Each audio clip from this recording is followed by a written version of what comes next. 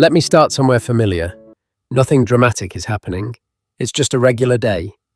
You're doing what you always do, running errands, answering messages, trying to keep up with responsibilities that somehow take more energy than they used to. And then something small happens. Someone says something off, a tone that feels dismissive, a comment that lands just a little wrong.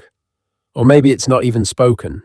It's a text that never comes, or one that comes late, or a reply so short it feels colder than it should. And suddenly, you feel it.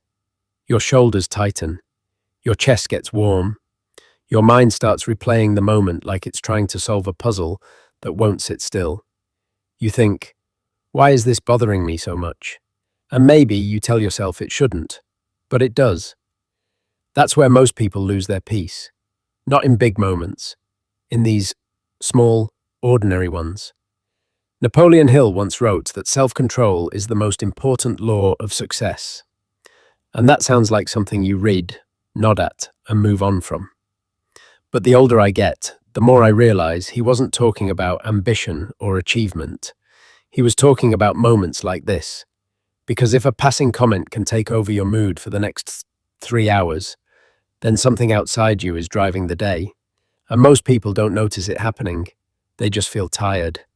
There was a man I heard about, late 60s, who quietly stopped going to family gatherings. No big announcement. No argument. He just stopped showing up. Not because he hated anyone. Not because there was some major falling out. He was just worn down. Every gathering felt the same. He'd sit there, listen, smile when expected, nod at conversations that never really included him.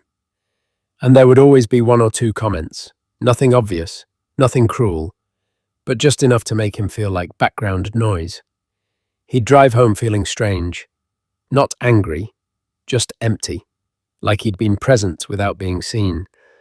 One year, he realized something simple. I don't feel good after these. And that was enough. That's not bitterness, that's awareness.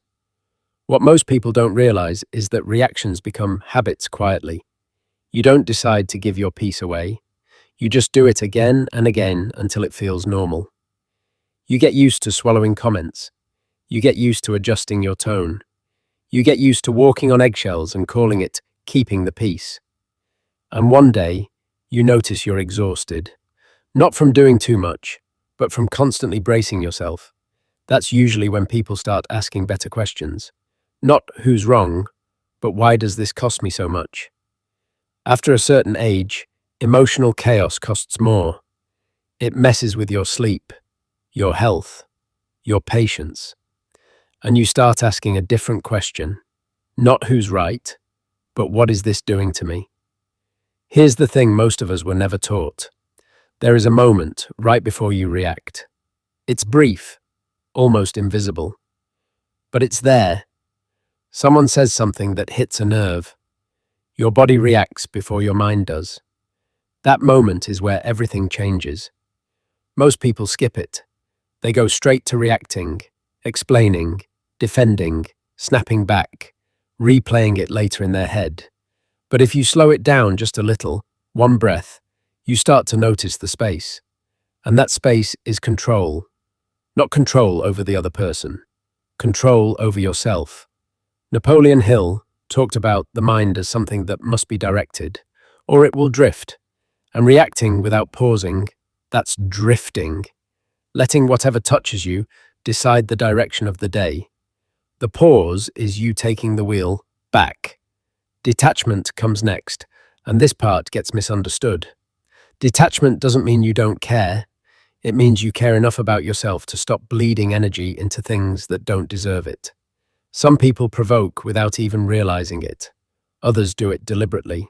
Either way, if every remark sends your nervous system into motion, you're paying a price. Detachment sounds quiet.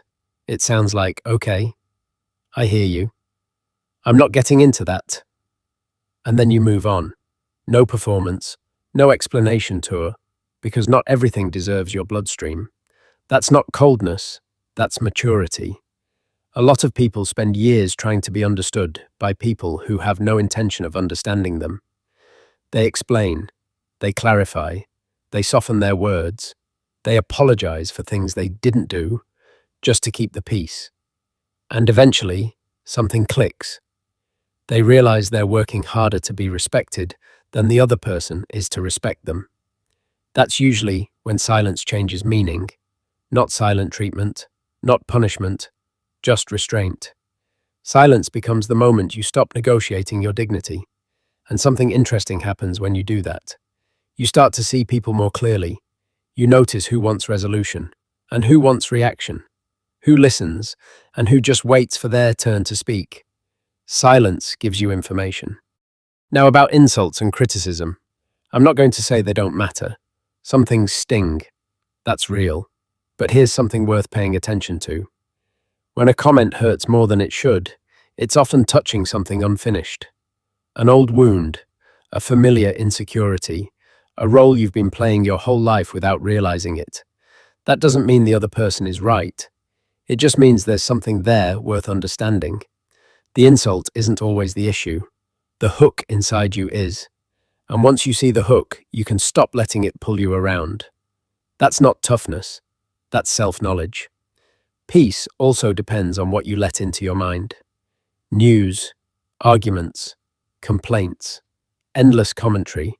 People absorb it all day and then wonder why they feel on edge. Your attention is not neutral. It shapes your inner world. Napoleon Hill warned about mental drift, letting external noise decide your thoughts. That's what happens when you don't guard your mental gates. You don't need to be informed about everything. You don't need to engage with every opinion. Your mind is a home. Not everyone gets a key. A lot of disappointment, especially later in life, comes from unspoken expectations. You expected appreciation. You expected effort. You expected understanding. But people can't follow a script they never read. So instead of expecting, you observe. Who shows up consistently? Who disappears when it's inconvenient? Who respects your boundaries without trying to punish you for them? Observation brings peace. Expectation brings resentment. And resentment is heavy to carry. The goal here isn't to become emotionless. It's to become unshaken. Life will still poke you. People will still disappoint you. Family will still be complicated. But when you learn to pause, to detach, to choose where your energy goes, something settles inside you. You stop chasing peace. You start creating it.